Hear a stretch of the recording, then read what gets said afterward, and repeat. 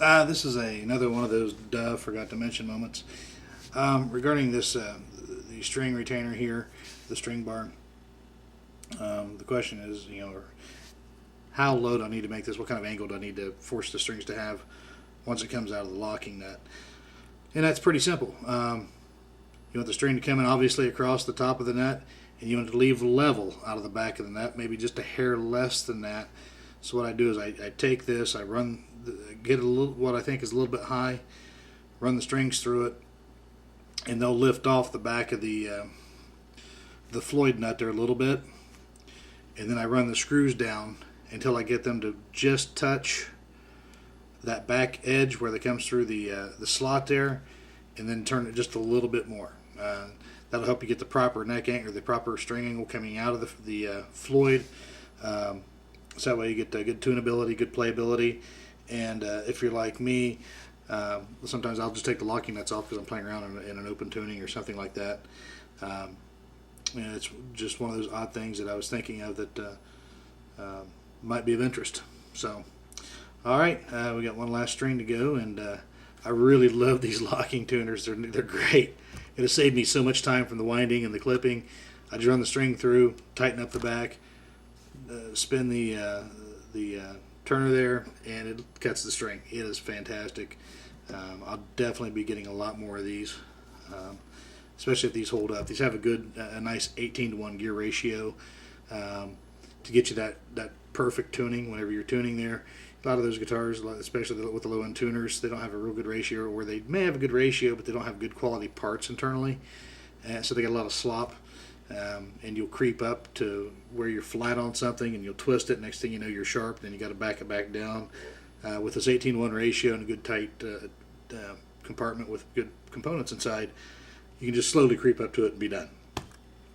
So yeah, I'm definitely going to be ordering a lot of these from now on. I really, really like them. So, all right, back at it, and again, cheers.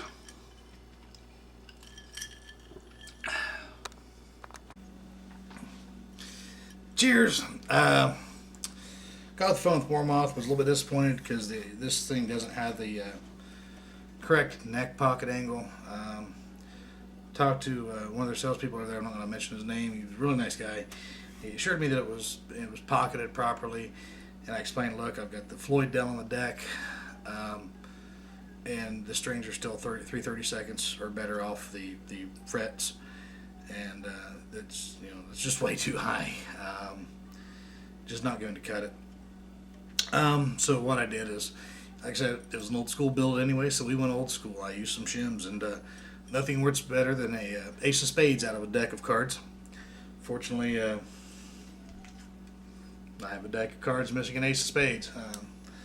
So that worked out well. I've got the action decent. I'll still work on it some. My goal with this one is to get out of doing any fret leveling, to see how low I can get it without going the route of fret leveling, because that's a job. There's a lot of things I like to do on guitars. I do fret leveling. It's not one of the funnest things to do. I'd rather take time to play it. So I'm trying to see if I can get out of that. And right now, without doing much more tweaking, just by adjusting the action in the neck, the relief, getting the Floyd height set, the Floyd level, it's very, very playable. It's definitely better than a lot of the stuff you get off the shelf at any of your big box stores. I've grabbed some high-end guitars that don't have the action on it that this has got, and I haven't really done anything to it other than the basic setups. I haven't gone in and fine-tuned and tweaked and shimmed here, prodded there, that kind of thing. So yeah, I'm going to clean up a little bit, put some stuff up. So that way if the wife comes home, I still have a place to live. She doesn't get too mad at me. Plus the 2-year-old, he likes to get into crap. So I want to do that, and I'm going to sit there, and this thing, it's got a good bit of sustain to it. It's still ringing out. That was just an open A, and it's still ringing. Yeah, I think that thicker head, the thicker neck, the wider neck that I used with the thicker back, I believe it was a 59 back or maybe a soft C or something like that. Really love it. Somebody asked us if I was going to roll the fret ends on it off the JCF forum. A bunch of great guys over there again. I don't think that I'm going to, and the reason why is rolling fret ends is a lot of work. There's two ways you can do it. One way is you can take, say, the round portion of a screwdriver, this portion, and you can rub it on the ends of the frets and roll those over a little bit. However, whenever you do that, it seems to bunch the wood up. Actually, on the ends, it makes the fret feel scalloped.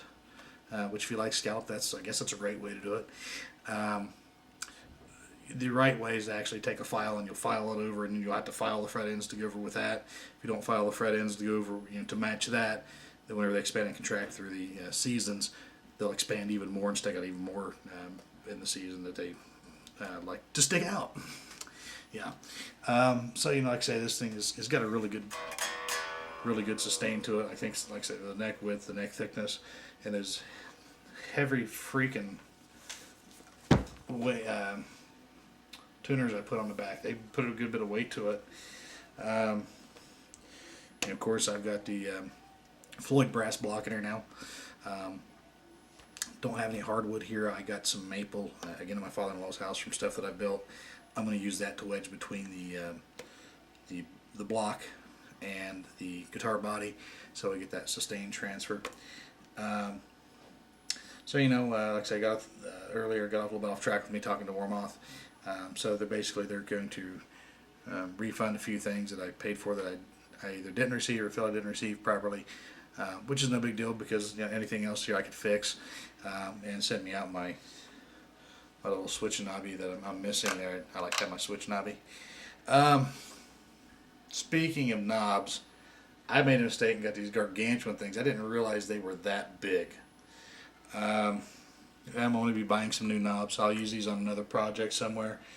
And the reason I'll be buying some new knobs, if I can find my twang stick,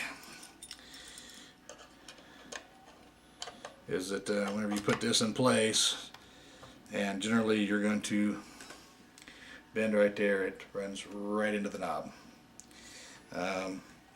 So I'm probably going to go and